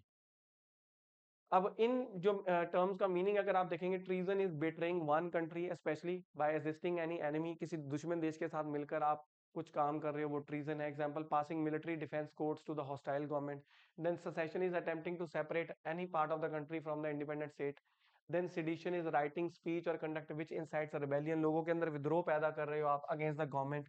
देन उसके बाद सबवर्जन क्या होता है? एक्टिविटीज एम्ड एट अंडरमाइनिंग और ओवरथ्रोइंग द अथॉरिटी। तो सरकार को उखाड़, मतलब आप कह रहे हो कि हथियारों के दम पे सरकार को उखाड़ के फेंक दो, सबवर्जन। तो ऐसी एक्टिविटीज को रोकने के लिए हांगकांग की लेजिस्लेटिव असेंबली के ऊपर एक ड्यूटी थी मिनी कॉन्स्टिट्यूशन के अंदर, आर्टिकल 23 के अंदर, कि उनको एक नेशनल सिक्योरिटी लॉ बनाना था। इन चीजों को रोकने के लिए। अब आप मुझे बताइए, अगर हांगकांग के लोग प्रोटेस्ट करें कि हमें चाइना का पार्ट नहीं रहना, अलग रहना है, तो वो सेसेशन हुआ। और वो सेसेशन है, तो नेशनल सिक्योरिटी एक्ट अगर पास करती हांगकांग की लेजिस्लेटिव काउंसिल, तो उस पर्सन को जेल होती। अब सारा मुद्दा इसी चीज का है। मुद्दा क्या है कि आर्टिकल 23 के अंदर जो ड्यूटी लगी थी हांगकांग की लेजिस्लेटिव काउंसिल को, बोला गया था कि आप इन एक्टिविटीज को रोकने के लिए नेशनल सिक्योरिटी लॉ पास करो। लेजिस्लेटिव काउंसिल ने कोशिश की नेशनल सिक्योरिटी लॉ पास करने की, बट वहां के लोगों ने प्रोटेस्ट कर दिया कि ऐसे लॉ हम हांगकांग में नहीं बनने देंगे। भाई, अगर कोई व्यक्ति मतलब ऐसा लॉ, नेशनल सिक्योरिटी वाला लॉ हम पास नहीं करने देंगे। 2003 में लेजिस्लेटिव काउंसिल ने ये अटेम्प्ट किया था to pass the legislation, but massive protest हुए। Half of the million of people, the four, उन्होंने ये मतलब बोला कि हम ऐसे लॉ पास नहीं करने देंगे। तो legislative council national security law पास नहीं कर पा रही। इसका मतलब वहां के लोग सेसेशन के लिए डिमांड कर सकते हैं कि हम अलग अलग होना चाहते हैं चाइना से। चाइना को डर पड़ गया कि अगर यहाँ पर ऐसी डिमांड उठ गई तो हांगकांग चाइना से अलग हो जाएगा। अब अब हुआ क्या कि चाइना ने जो बेसिक लॉ था हांगकांग का, जो मिनी कॉन्स्टिट्यूशन है, बेसिक लॉ के अंदर एक आर्टिकल और है। इस आर्टिकल का नाम है आर्टिकल 18। इसमें जब ब्रिटिशर्स और चाइना ने ये मिलकर बनाया था ना बेसिक लॉ, उसमें पहली बात तो ड्यूटी लगाई थी कि हांगकांग की लेजिस्लेटिव काउंसिल को ही ये लॉ पास करना है, नेशनल सिक्योरिटी लॉ, जिसमें लोगों को इन इन चीजों से करने से रोकना है। बट अगर लेजिस्लेटिव काउंसिल नहीं पास करती, हांगकांग की लेजिस्लेटिव काउंसिल नहीं पास करती, ऑब्वियसली हांगकांग की लेजिस्लेटिव काउंसिल के अंदर कौन लोग एमपी बनेंगे जाके? जो हांगकांग के लोग रहने वाले होंगे। ऑब्वियसली वो चाइना की बातों में आकर ऐसा लॉ क्यों पास करेंगे? तो फिर बेसिक लॉ के अंदर ही ब्रिटिशर्स ने और चाइनीज ने जब बेसिक लॉ बनाया था, उसी में एक आर्टिकल 18 डाल दिया था। उसमें लिखा था कि अगर लेजिस्लेटिव काउंसिल ऐसा लॉ नहीं बनाती, नेशनल सिक्योरिटी लॉ, तो चाइना एनेक्स्टर 3 के अंदर ऐसे लॉ को बनाकर, अगर एनेक्स्टर 3 के अंदर इंसर्ट कर देता है, तो फिर चाइना के लॉ जो है हांगकांग के ऊपर एप्लीकेबल हो जाएंगे, जिसके थ्रू ससेशन और ये सारी एक्टिविटीज को जो है फॉरबिड कर दिया जाएगा, इसके लिए पनिशमेंट दी जाएगी। तो जब 2003 के अंदर कोशिश की गई, तब ये लॉ पास नहीं हुआ। तो पास नहीं हुआ। अब यहाँ पर हम देखते हैं फिर आर्टिकल 18 का यूज करेगा चाइना। आर्टिकल 18 का यूज करेगा चाइना। यहाँ पर लिखा है national law of China. China के जो लॉ है, पहली बात वो अप्लाई नहीं होंगे हांगकांग के अंदर। एक ही केस में होंगे, अगर उसको एनेक्सर 3 के अंदर ऐड कर दिया जाए। तो चाइना वेट करेगा कि लेजिस्लेटिव काउंसिल हांगकांग की ऐसा लॉ बना दे, नेशनल सिक्योरिटी लॉ। बट 2003 में कोशिश हुई, नहीं हुआ। फिर 2014 के अंदर बहुत सारे प्रोटेस्ट होंगे हांगकांग के अंदर। फाइनली 2020 के अंदर, 2020 के अंदर चाइना इस पावर का यूज करेगा, आर्टिकल 18 का। और आर्टिकल 18 का यूज करके एनेक्स्टर 3 के अंदर नेशनल सिक्योरिटी लॉ खुद ही पास कर देगा चाइना। और उस लॉ के अंदर ये लिख दिया जाएगा कि हांगकांग के अंदर लोग अगर कोई डिमांड करते हैं इंडिपेंडेंस की या सेसेशन की, वो अलाउड नहीं किया जाएगा। तो आप अगर हम इसको आगे फर्दर चेक करें, तो अब क्या हुआ जी, 2003 के अंदर कोशिश हुई थी बनाने की लॉ, जो हांगकांग की लेजिस्लेटिव काउंसिल थी, बट वो प्रोटेस्ट हुए जिसकी वजह से पास नहीं हुआ। देन 2014 के अंदर एक अम्ब्रेला मूवमेंट हुई। इसको आपको नोट डाउन करना है, अम्ब्रेला रेवोल्यूशन बोलते हैं इसको। अम्ब्रेला रेवोल्यूशन कई बार एग्जाम में आता है कि अम्ब्रेला रेवोल्यूशन कहाँ हुआ था, तो हांगकांग के अंदर हुआ था। अम्ब्रेला रेवोल्यूशन 2014 के अंदर हुआ था। अब ये क्यों हुआ था? क्योंकि चाइना ने उस टाइम पे क्या किया था, एक लॉ पास किया था, जिसमें ये बोला गया था कि हांगकांग के अंदर जो इलेक्शंस होते हैं, वहां पर हांगकांग के लोग सिर्फ उन्हीं लोगों को इलेक्ट कर पाएंगे जो चाइना डिसाइड करेगा, चाइना की गवर्नमेंट डिसाइड करेगी कि ये लोग इलेक्शन लड़ेंगे। अब ये कोई इलेक्शन फ्री हुए कि भाई चाइनीज गवर्नमेंट डिसाइड करेगी कि कौन कौन लोग इलेक्शन लड़ेंगे, और उन्हीं लोगों में से आपको वोट करनी है। तो फिर ऐसा लॉ पास 2014 में जब चाइना ने ऐसा प्रपोजल किया कि that universal suffrage for the chief executive but with the candidates pre screened by the pro Beijing committee, कि प्रो बीजिंग कमेटी जो जिन कैंडिडेट्स को चूज करेगी, बस उन्हीं को आपने वोट करनी है। तो ये कोई जेन्युइन यूनिवर्सल सफरेज नहीं है, या इसके खिलाफ प्रोटेस्ट होने शुरू हो गए हांगकांग के अंदर। तो जब प्रोटेस्ट हुए, तो आपको पता है डिफेंस चाइना के हाथ में है, और फॉरेन अफेयर्स चाइना के हाथ में। तो वहां पर उन्होंने पुलिस का यूज किया, क्लैम्प डाउन किया, प्रोटेस्टर्स के ऊपर जो है फोर्स यूज की गई। जब प्रोटेस्टर्स के ऊपर टीयर गैस शेल छोड़े जा रहे थे, तो प्रोटेस्टर्स ने अम्ब्रेला खोल लिए। तो सब लोग अम्ब्रेला लेकर आ गए। तो अम्ब्रेला लेकर जब आ गए, इसीलिए उसको बोलते हैं umbrella revolution, because the protester used umbrellas to shield themself from the police pepper spray and tear gas से बचने के लिए लोगों ने अम्ब्रेला का यूज किया। तो 2014 अम्ब्रेला रेवोल्यूशन क्यों हुआ था?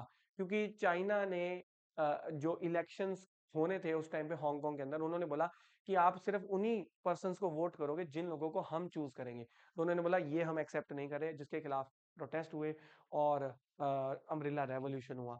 देन उसके बाद 2019 में फिर से प्रोटेस्ट हुए। अब 2019 में क्यों हुए? क्योंकि फिर इस बार फिर चाइना ने कोई नया लॉ पास किया। चाइना ने क्या किया इस बार? बोला कि अगर हांगकांग के अंदर कोई लोग डेमोक्रेटिक फेवरिंग पर्सन प्रोटेस्ट करते हैं और जो कहते हैं कि हमें चाइना से अलग होना है, हमें इंडिपेंडेंट कंट्री बनानी है, उन लोगों को हांगकांग के अंदर ट्राई नहीं किया जाएगा, उनके ऊपर केस चलेगा मेनलैंड चाइना के अंदर। उन लोगों को उठा के चाइना में ले जाएंगे, मेनलैंड चाइना, और वहां पर उनके ऊपर जो है जुडिशरी के अंदर हम ट्रायल चलाएंगे। तो लोगों ने प्रोटेस्ट किया कि चाइना जो है आर्बिट्ररी एक्शन लेगा, लोगों को जेल में डाल देगा, क्योंकि मेनलैंड चाइना में ले गए वहां पर तो फिर उस बंदे को मार भी दो तो कोई फर्क नहीं पड़ता। तो ऐसा लॉ जब चाइना ने पास किया, दैट एक्स्ट्राडिशन बिल पास करा, that would have allowed suspects to be extradited to mainland China. तो इसकी वजह से फिर 2019 में प्रोटेस्ट हुए। अब जब प्रोटेस्ट हो रहे थे 2014 में हुए, 2019, अब चाइना ने सोचा कि कहीं हांगकांग हाथ से ना निकल जाए। अब चाइना आर्टिकल 18 की पावर यूज करेगा और एनेक्सचर 3 के अंदर नेशनल सिक्योरिटी लॉ चाइना की गवर्नमेंट खुद ही बनाकर एनेक्सचर 3 के अंदर ऐड कर देगी। तो जब 2019 में अनरेस्ट हुआ, बीजिंग ने हांगकांग नेशनल सिक्योरिटी लॉ बना दिया और ये बना 30 जून 2020 और by the Chinese national people Congress standing committee, और इसको लागू कर दिया गया इस नेशनल सिक्योरिटी लॉ को। A national law imposed by the Beijing, not passed by Hong Kong legislature ने नहीं पास किया, बीजिंग ने इम्पोज कर दिया by inserting it into annexure 3 of the basic law under article 18 applied directly to the Hong Kong। तो अब इसमें क्या क्या एक्टिविटीज को बैन कर दिया? ये वाली एक्टिविटीज बैन हो गई कि कोई भी व्यक्ति सेसेशन डिमांड नहीं कर सकता कि हांगकांग अलग हो जाएगा चाइना से, ऐसा डिमांड नहीं कर सकते। सबवर्जन, चाइनीज गवर्नमेंट के खिलाफ आप लोगों को भड़का नहीं सकते। देन टेररिज्म जैसी एक्टिविटीज या कोल्यूजन विद फॉरेन पावर्स, आप ऐसा नहीं कर सकते। देन उसके बाद गैप्स। उसके बाद फिर क्या हुआ जी, ये जब ये 2020 का नेशनल सिक्योरिटी लॉ चाइना की गवर्नमेंट ने पास कर दिया, बट इसमें कुछ एक्टिविटीज अभी भी थी जो कवर नहीं हो रही थी। ये कॉम्प्रिहेंसिव लॉ नहीं था, तो इसमें कुछ चीजें अभी भी पेंडिंग पड़ी हुई थी। वो पेंडिंग क्या पड़ी हुई थी? वो कुछ चीजें थी जैसे इंसरेक्शन, ट्रीजन, जो देशद्रोह है, इंसरेक्शन है, और ये कुछ एस्पियोनेज, जासूसी करना, ये सारी चीजें जो है नेशनल सिक्योरिटी लॉ में ऐड नहीं हुई थी जो चाइना ने पास किया था। तो फाइनली 2024 के अंदर 2024 के अंदर हांगकांग की लेजिस्लेटिव काउंसिल ने नेशनल सिक्योरिटी लॉ पास कर दिया, जो कि उनकी वो ड्यूटी थी आर्टिकल 23 के अंदर पास करने की, जिसमें हर एक चीज को कवर किया गया, ट्रीजन से लेके, सेसेशन से लेके, सबवर्जन से लेके, हर एक चीज को कवर किया गया कि कोई भी व्यक्ति प्रोटेस्ट नहीं कर सकता और ये नहीं डिमांड कर सकता कि हांगकांग चाइना से अलग होगा। तो अब 2020 में तो चाइना ने ये NSL national security law pass करके नेक्स्ट 3 के थ्रू पास किया, बट अगर आप आगे देखेंगे 2021 में इलेक्टोरल ओवरहॉल हुआ था जिसको पैट्रियट्स ओनली बोलते हैं। अब देखो 2020 में जब चाइना ने नेक्स्ट 3 के अंदर ऐड कर दिया, चाइना ने बोला अभी भी ये लॉ कॉम्प्रिहेंसिव नहीं है। तो हांगकांग की लेजिस्लेटिव काउंसिल को प्रेशराइज किया गया था कि आप लॉ पास करो, तो वो तो पास हुआ 2024 के अंदर, अभी हम देखेंगे। बट उसके बीच में चाइना ने क्या किया जी, जो हांगकांग की लेजिस्लेटिव काउंसिल है उसके अंदर ऑब्वियसली जो एमपीज होंगे, मेंबर होंगे, वो ऑब्वियसली ये बिल क्यों ही पास करेंगे? वो तो चाहते हैं कि चाइना का कब्जा ना हो। तो फिर चाइना ने एक रास्ता ढूंढा, उन्होंने बोला जो हांगकांग की लेजिस्लेटिव काउंसिल है ना, इसके अंदर सिर्फ वही लोग बैठे जो चाइना के फेवर में है। तो उन्होंने फिर क्या किया, पैट्रियोट्स ओनली प्रोग्राम का मतलब है कि बीजिंग ने बोला कि हांगकांग के अंदर जो इलेक्टोरल सिस्टम है उसके अंदर सिर्फ वही लोग इलेक्शन लड़ सकते हैं जो प्रो चाइनीज है, जो एंटी चाइना है वो लोग इलेक्शन ही नहीं लड़ सकते। तो इसका मतलब लेजिस्लेटिव काउंसिल के अंदर कौन बैठे होंगे? वही लोग बैठे होंगे जो प्रो चाइना होंगे, और वो लोग इजीली नेशनल सिक्योरिटी लॉ पास कर देंगे। तो फिर इन्होंने 2021 के अंदर चाइना ने ये patriot only overall electoral overall किया था, जिसके अंदर इन्होंने अपने बंदे बिठाए, और अपने बंदे बिठाने के बाद सिर्फ लेजिस्लेटिव काउंसिल के अंदर कोई ऑपोजिशन मेंबर रहा ही नहीं। जब रहा ही नहीं ऑपोजिशन मेंबर, देन फाइनली 2024 के अंदर अगर हम देखेंगे, 2024 के अंदर हांगकांग इनेक्ट्स इट्स ओन लॉ। उसका नाम निर्धारण कर लो कौन सा है, नेशनल सिक्योरिटी ऑर्डिनेंस। और ये बहुत ही कॉम्प्रिहेंसिव लॉ था। तो ये पूरी कहानी थी हांगकांग की। अब प्रेजेंट सिचुएशन हांगकांग में क्या है कि कोई भी व्यक्ति ये नहीं कह सकता कि हम चाइना से अलग होंगे, कोई भी व्यक्ति गवर्नमेंट के अगेंस्ट स्पीच नहीं दे सकता, कोई भी व्यक्ति किसी फॉरेन पावर्स किसी दूसरी कंट्री के साथ मिलकर ये नहीं कह सकता कि आप हांगकांग की सपोर्ट करो, ये नहीं कह सकता, क्योंकि वहां पर ये सारी चीजें अब अपराध है। क्योंकि वहां पर हांगकांग की लेजिस्लेटिव असेंबली ने 2024 के अंदर नेशनल सिक्योरिटी ऑर्डिनेंस पास कर दिया। क्योंकि वहां पर आपको पता ही है प्रो चाइनीज बैठे हुए थे सारे, तो एंटी चाइना वाले लोग तो वहां पर अब बैठे ही नहीं है। अब इसी के चलते चलते हम ये एडिटोरियल पढ़ते हैं और ये एडिटोरियल अब आपको समझ में आएगा। ये एडिटोरियल अगर आप देखेंगे, Hong Kong has undergone significant change since Xi Jinping came to power. ठीक है, तो चाइनीज कम्युनिस्ट पार्टी जो है has increasingly used control over the Hong Kong and अब इसमें क्या है जी, वन कंट्री टू सिस्टम जो कमिटमेंट हांगकांग ने दी थी, हांगकांग का जो बेसिक लॉ था उसके अंदर, बट धीरे धीरे धीरे सबसे डिसाइसिव चेंज क्या आया, सबसे बड़ा चेंज क्या आया, आप देखेंगे the most decisive change came with the implementation of, किसको इम्प्लीमेंट कर दिया, national Hong Kong national security law, national security law in June 2020। अब इससे हो क्या रहा है फिर, अब इसके भी अब इसमें अगर आप देखेंगे तो ऑथर ये कह रहा है कि भाई ऑथर ये कह रहा है कि चाइना के अंदर अब हांगकांग के अंदर, नॉट चाइना के अंदर, हांगकांग के अंदर अब अगर कोई सबवर्जन करता है, कोई टेररिज्म या इंटिमिडेशन वाली चीजें करता है, ये सारी अब इलीगल है वहां पर। तो फिर अब चाइना कर क्या रहा है वहां पर, जो नेशनल सिक्योरिटी लॉ का यूज करके वहां पर जितने भी बुक सेलर थे जो किताबों के थ्रू लोगों को अवेयर करते थे, उन सबको फोर्स्ड डिसअपियरेंस, पता ही नहीं वो कहाँ चले गए, गायब हो गए, उठा के लेगी पुलिस। फिर उसके बाद और क्या है जी, फिर कह रहे हैं जो न्यूज़पेपर का एडिटर है जिमी लाए, एप्पल डेली का, उसको प्रोसिक्यूट करके उसको भी जेल में डाल दिया, क्योंकि न्यूज़पेपर में लोगों को जागरूक करते हैं ना, तो उसको भी उठा के जेल में डाल दिया। तो वहां पर कोई फ्रीडम ऑफ प्रेस नहीं है अब, क्योंकि वहां पर आप कुछ अखबार में छाप ही नहीं सकते चाइना के अगेंस्ट। तो बुक सेलर्स को सबको गायब कर दिया, और जो न्यूज़पेपर एडिटर्स हैं उनको सबको गायब कर दिया चाइना ने। तो जिसकी वजह से अब जो चाइना ने वादा किया था 50 साल के लिए वन कंट्री टू सिस्टम 2047 तक चलाना था, वो एक तरह का आप खत्म ही मानो आप, क्योंकि वहां पर ना तो प्रोटेस्ट करने का राइट है, ना ही वहां पर फ्रीडम ऑफ प्रेस है, फ्रीडम ऑफ प्रेस नहीं है, फ्रीडम ऑफ स्पीच नहीं है वहां पर।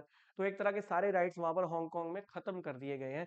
और जो बेसिक लॉ जो है वहां पर, बेसिक लॉ फ्रेमवर्क जो बनाया गया था to preserve the unique political and economic system, उसको एक तरह का अब आपका सबवर्ट कर दिया गया है। So this is the present situation of the Hong Kong now. With this I think newspaper और ये हमारा ये कवर होता है हमारा। इसके अलावा एक आधी और न्यूज़ है, बस आज के लिए हम इतना ही करेंगे। ठीक है, चलिए, थैंक यू।